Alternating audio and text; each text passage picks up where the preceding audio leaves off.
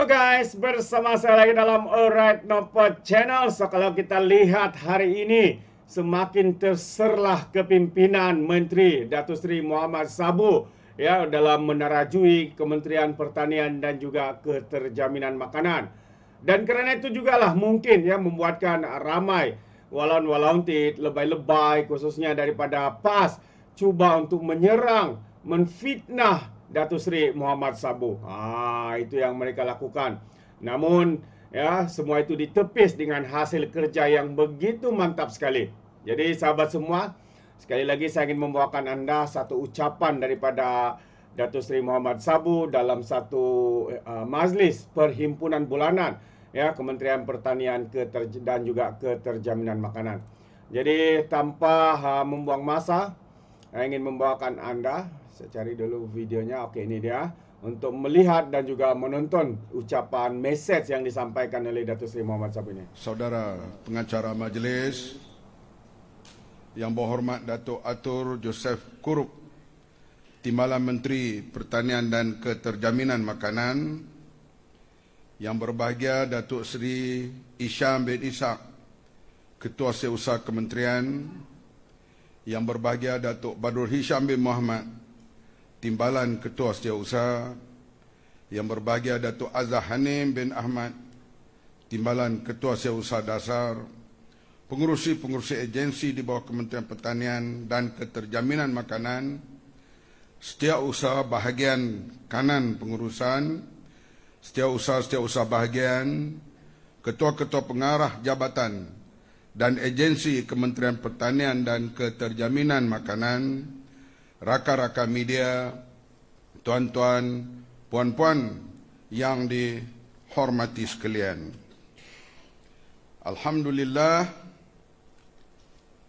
pertama kali marilah sama-sama kita memanjatkan rasa syukur kehadrat Allah Subhanahu wa taala kerana dengan keizinan dan limpah kurnianya kita semua dapat berkumpul dalam majlis perhimpunan bulanan warga KPKM pada pagi ini.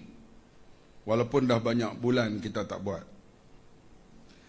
Saya dimaklumkan perhimpunan kita pada pagi ini turut disiarkan secara langsung bagi membolehkan warga KPKM yang tidak dapat hadir secara fizikal di sini dapat mengikutinya melalui siaran langsung di media sosial KPKM, jabatan-jabatan dan agensi-agensi di bawah KPKM. Setiap minggu kita buat mesyuarat pos kabinet. Segala maklumat terbaru arahan-arahan kabinet saya sampaikan melalui mesyuarat itu.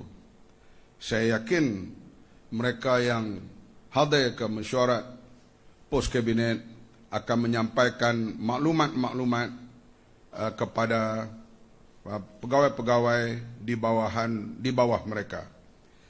Saya berharap apa yang disampaikan pada pagi ini akan menjadi perangsang dan pedoman untuk tuan-tuan dan puan-puan semua dalam melaksanakan tugas dan amanah yang telah diletakkan di kementerian ini.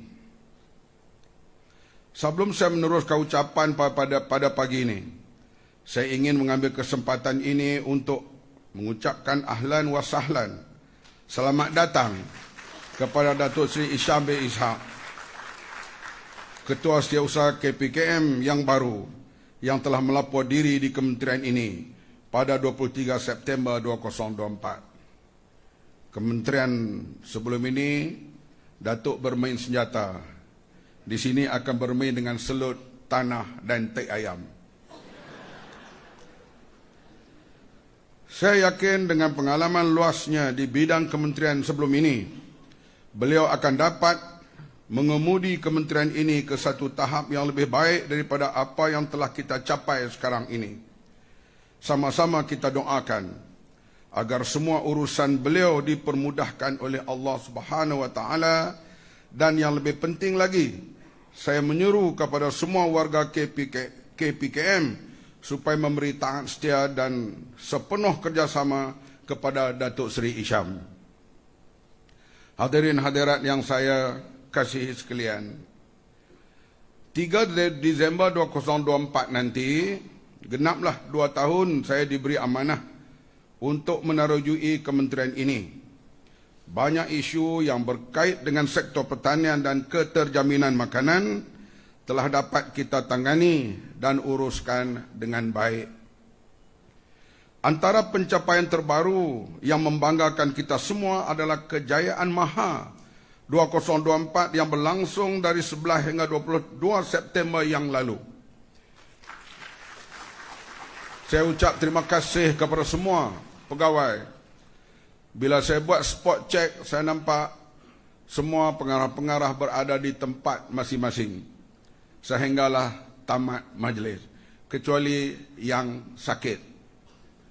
Saya tanya, saya pergi LKM, mana pengarahnya? Dia tak datang kerana dia ada di hospital.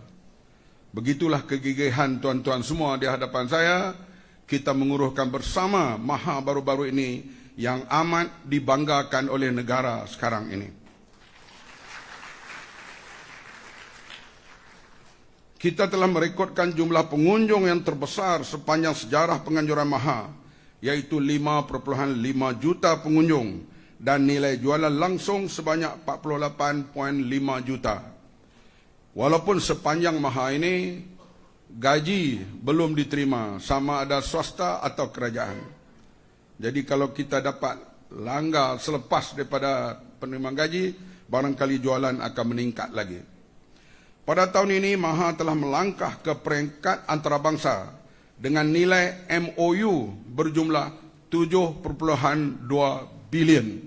Satu kejayaan yang cukup besar.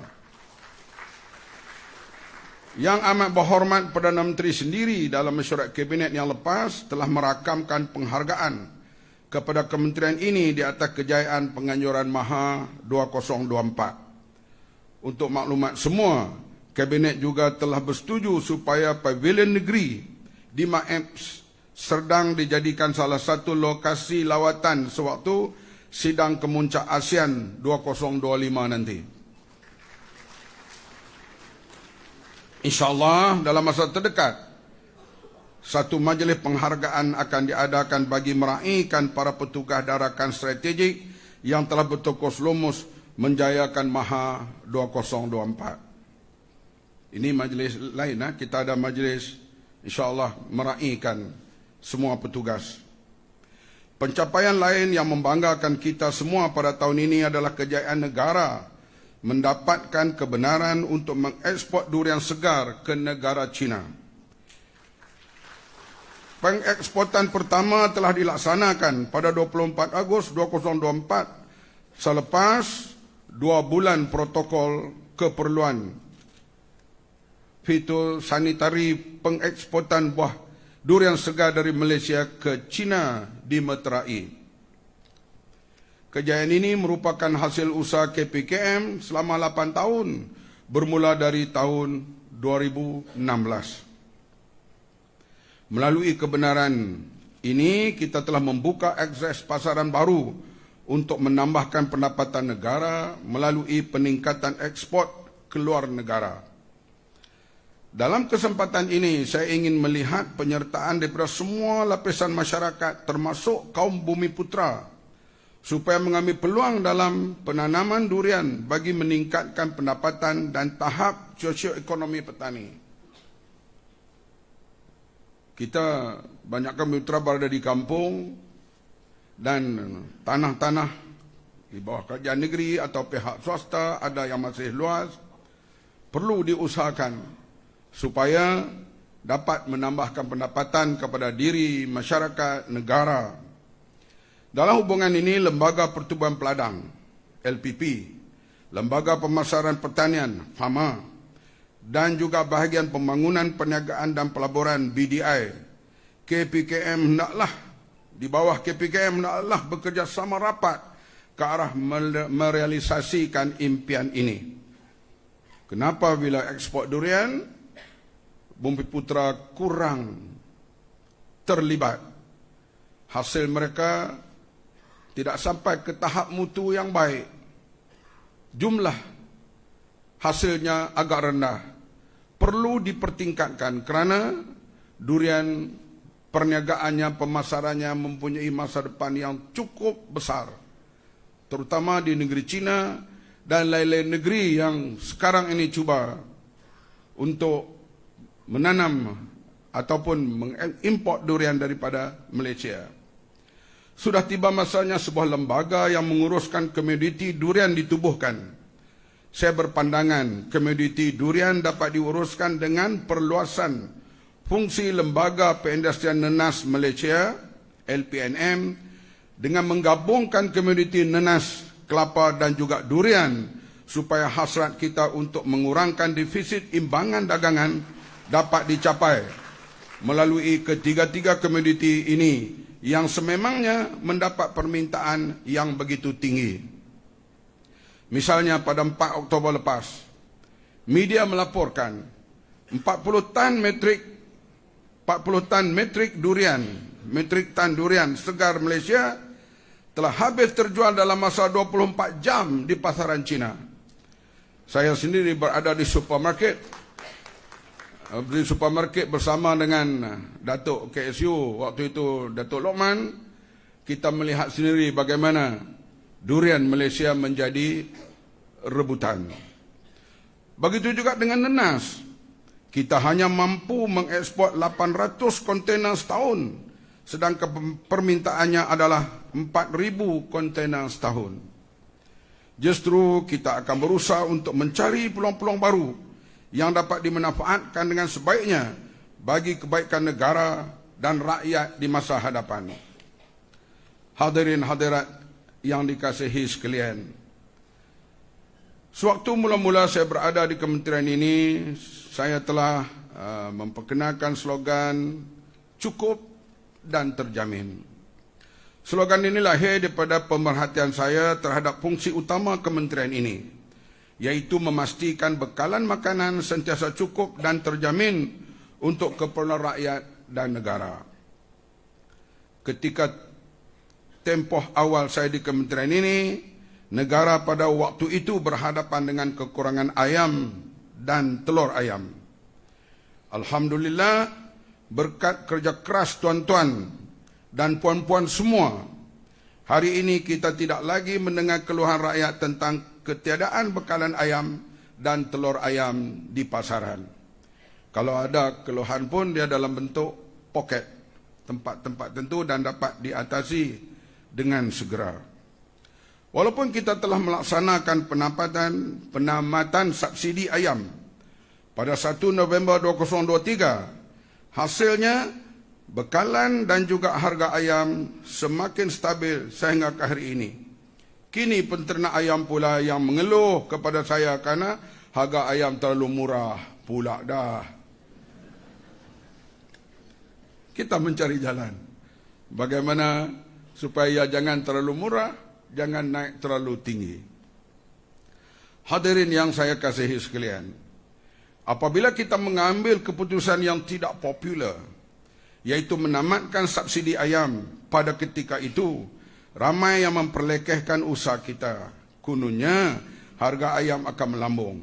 Alhamdulillah, setelah subsidi ditamatkan, harga ayam tidak lagi melambung dan lebih penting lagi, negara dapat manfaat dengan penjimatan 100 juta ringgit sebulan. Ini yang paling penting.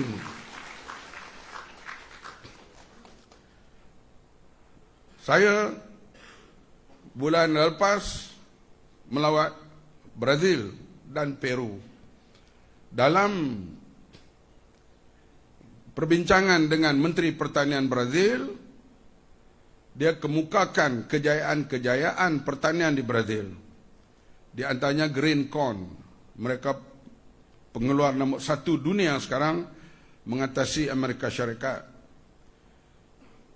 Kejayaan besar pertanian di Brazil, dia kata ada 3 faktor. Yang pertama, memiliki tanah yang luas. Yang kedua, menggunakan teknologi moden.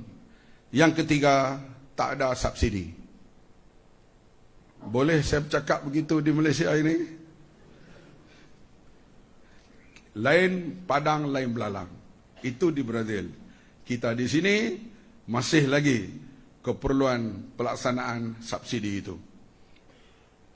Justru saya berpandangan sudah tiba masanya Kementerian ini mengkaji semula pemberian subsidi telur ayam bagi grade A, B dan C.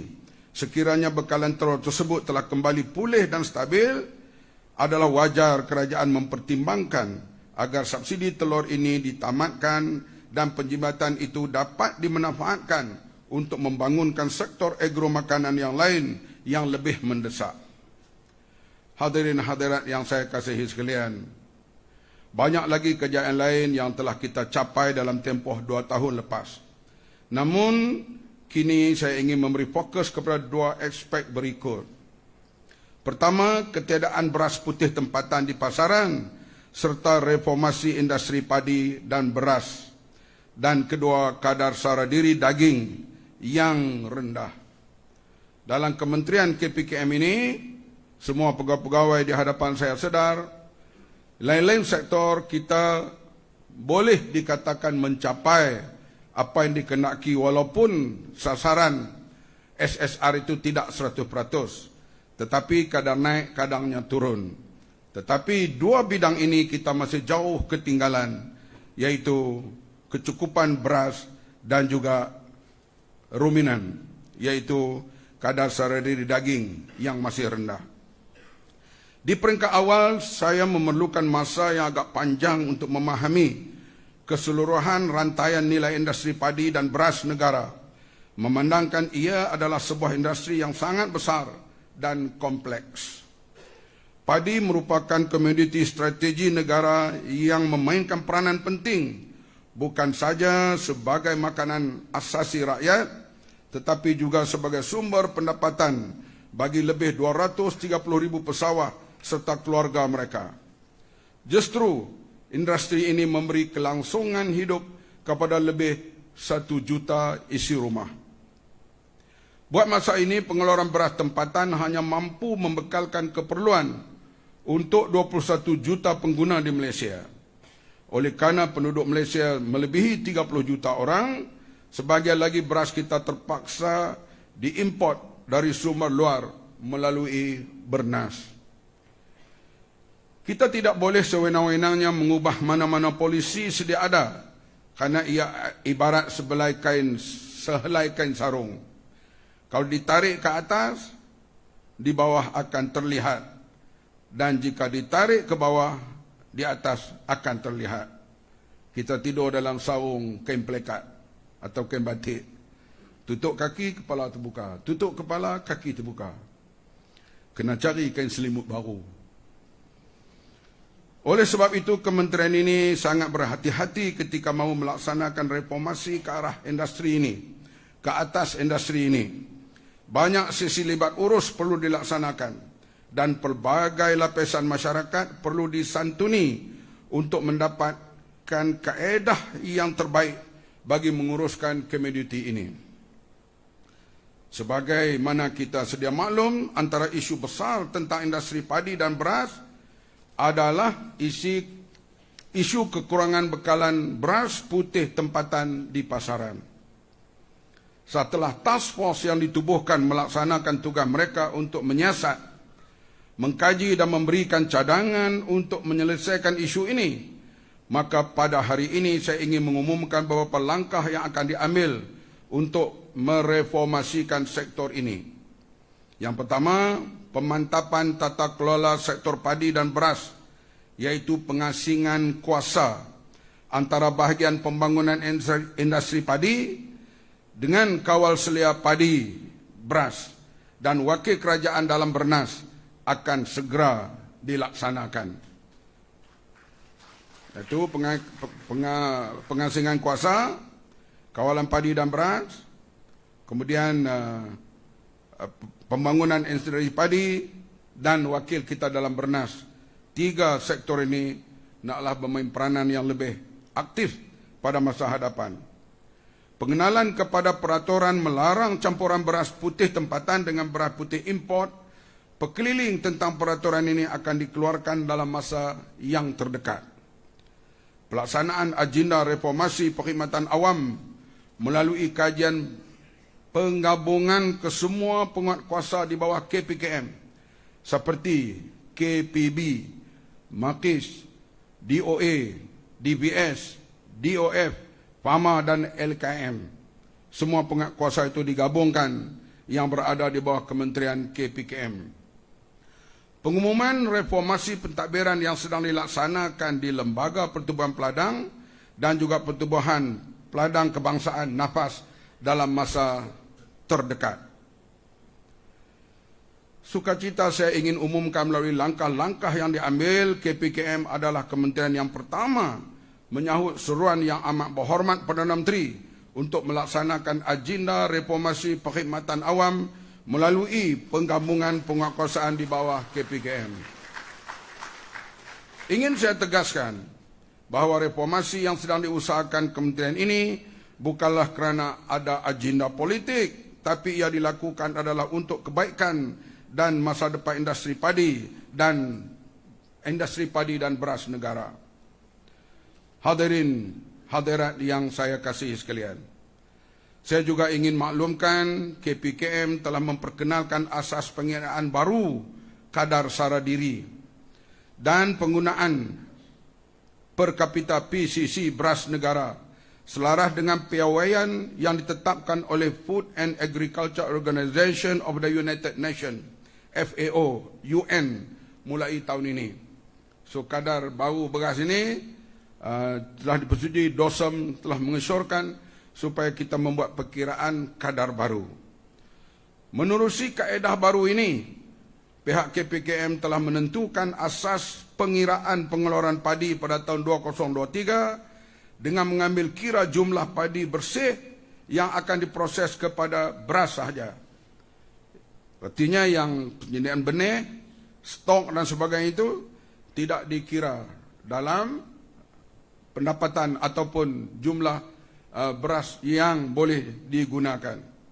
Pengiraan ini tidak termasuk jumlah pengeluaran padi yang dikhususkan untuk tujuan benih pada tahun yang sama.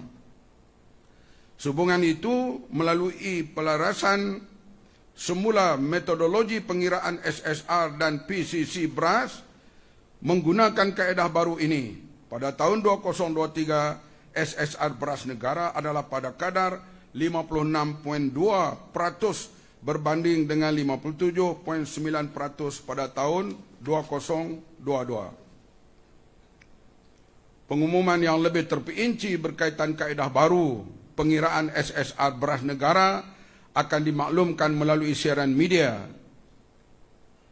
pada 11 hari bulan nanti. Pada pagi yang mulia ini, saya ingin merakamkan ucapan penghargaan dan terima kasih kepada Yang Amat Berhormat Premier Sarawak yang telah mengumumkan peruntukan 500 juta ringgit akan disediakan dalam Belanjawan Sarawak 2025 untuk meningkatkan pengeluaran padi dan beras di negeri itu. Saya harap pegawai-pegawai kita yang berkenaan hendaklah terus berulang-alik dan bekerjasama rapat dengan Kementerian Pertanian Sarawak untuk kita jayakan bersama, untuk kita melaksanakan supaya wujud jelapang padi yang kedua di Malaysia ini, iaitu di Sarawak dan juga Sabah. Komitmen kerajaan Sarawak untuk memastikan kecukupan bekalan beras di negeri itu perlu dicontohi oleh negeri lain, kerana usaha meningkatkan SSR beras negara bukan sahaja terletak pada bahu kementerian ini, tetapi juga memerlukan sokongan dan kerjasama yang jitu daripada kementerian lain, kerajaan-kerajaan negeri dan juga pihak swasta. Saya yakin dengan segala usaha yang sedang dilaksanakan untuk mereformasikan sektor padi dan beras ini, hasrat negara untuk mencukupi beras akan tercapai dalam masa 10 tahun mendatang. Boleh tak? Boleh kalau kita berusaha bersama, sama-sama berkanding bahu. Semua kerajaan negeri yang mempunyai tanah dan sebagainya bersedia untuk membuka kawasan sawah dan sebagainya. Kita boleh mencapai SSR seperti kita dah capai dalam hal-hal yang lain, di ikan, ternakan, ayam dan sebagainya. Dua ini yang belum kita capai, jauh untuk capainya, beras dan juga ruminan. Hadirin hadirat yang saya kasihi sekalian, seterusnya saya ingin menyentuh tentang fokus kedua, iaitu meningkatkan SSR daging yang masih di tahap bawah 20%. Bagi memastikan perancangan kita untuk mencukupi bekalan daging seperti mana yang dirancang dalam Dasar Agro Makanan Negara 2021-2030 dapat diberikan penumpuan yang lebih, maka satu jawatan kuasa khas yang diketuai oleh Datuk Seri KSU akan ditubuhkan khusus untuk melihat tentang perkara ini. Baru datang 2 minggu dah bagi kerja yang berat. Sekarang daripada main senapang kena main lembu, kambing dan pork.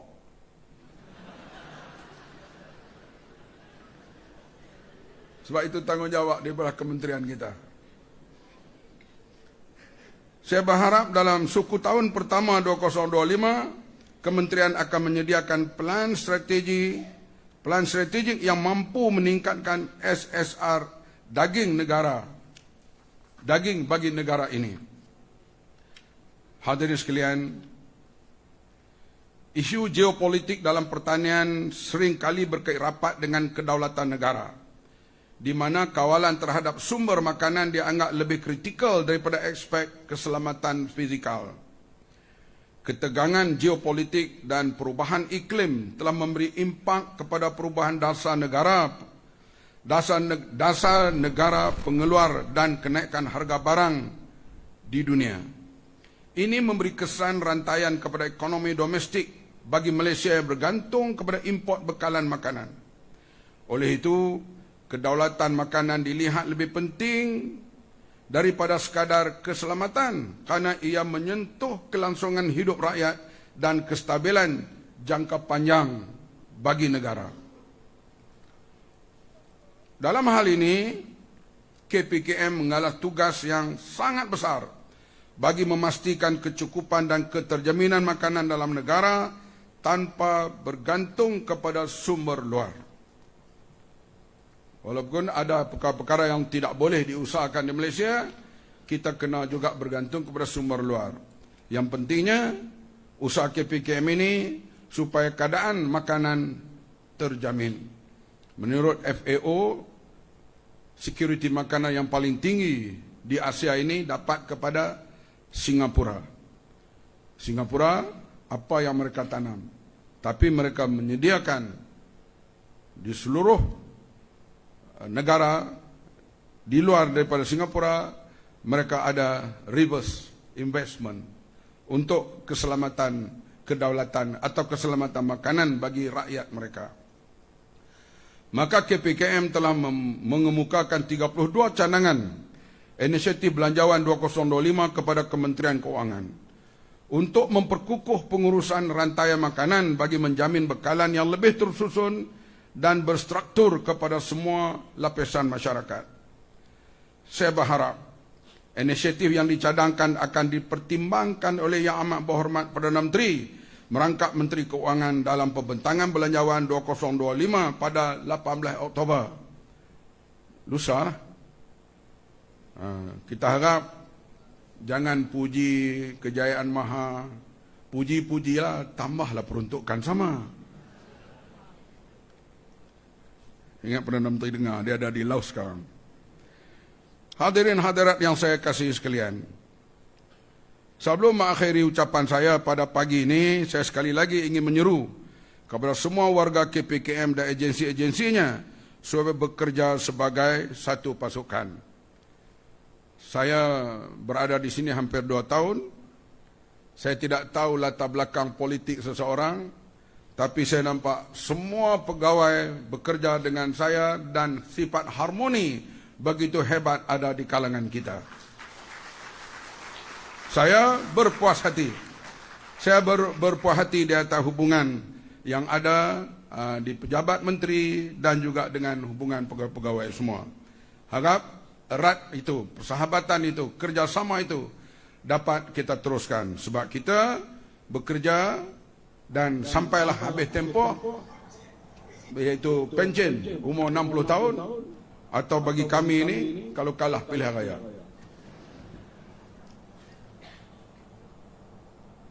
bagi dalam dewan ini saya yang paling tua saya rasa, maka eloklah kita sama-sama menasihati supaya kita saling bekerja sebagai satu pasukan, dan sebarang teguran, sebarang tunjuk ajar, sebarang kritik kita ambil sebagai satu tindakan positif untuk kita cari penyelesaian bersama.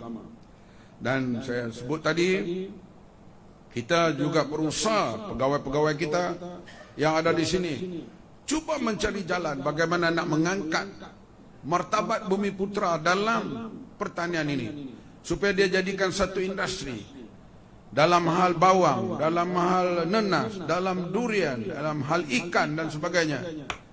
Tidak lagi boleh kepada penternak kecil semata-mata untuk menampung hidup keluarga dan mengharapkan semata-mata geran daripada kerajaan, bantuan kerajaan, tanpa keluar daripada bulatan kemiskinan dan kesusahan dan pergantungan. Ini perlu kita beri galakkan bersama supaya sama-sama bersaing di Malaysia ini. Sama ada kaum Cina, India, Iban, Murut, Dayak, semua kaum boleh berjaya. Bukan satu kaum meninggalkan kaum lain begitu jauh terkehadapan, sedangkan potensi untuk kejayaan itu ada kepada semua kaum. Ini tanggungjawab kita semua, di peringkat pegawai, di peringkat menteri, semuanya lah, untuk memberi inspirasi semangat kepada mereka terlibat dalam hal pertanian ini, dilihat sebagai tempat untuk mencari makan dan tempat sebagai satu industri yang amat memerangsangkan pendapatan yang kita lihat kepada mereka yang telah berjaya. Akhir kata, saya doakan agar tugas kita semua dipermudah dan diberkati oleh Allah Subhanahu wa taala. Lepas ini kita ada majlis lagi, iaitu majlis appreciate apa tu? Apresiasi di atas kejayaan Maha yang dikenalikan oleh tuan-tuan semua di hadapan saya ini. Terima kasih kepada semua, dan saya harap dalam majlis appreciate itu datanglah beramai dan kita bertemu dan bermesra di situ, yaitu di atas kejayaan kita bersama dalam menjayakan Maha dan kejayaan-kejayaan yang lain yang akan kita tempuh pada masa yang akan datang. Sekian dulu, wabillahi taufiq wal hidayah. Wassalamualaikum warahmatullahi wabarakatuh. Terima kasih Yang Berhormat Datuk Seri. Baik, itu dia ucapan pencerahan ya, dan juga hala 7 yang dibawakan oleh Datuk Seri Mohamad Sabu ya di dalam ucapan beliau tadi, tahniah. Jadi terima kasih. Sekiranya anda mau berikan sebarang komen, pandangan, anda boleh berikan dalam ruangan komen, tapi ingat, komen dengan cara berhemah. Jadi izinkan saya untuk mengundurkan diri, dan seperti biasa peribahasa mengatakan, tak apa pun kangkap 2 tahun keinginan. Dalam bahasa Melayanya, tepuk dadah, tanya selera. Sekian daripada Alright Dapat Channel, sampai kita berjumpa lagi. Bye-bye.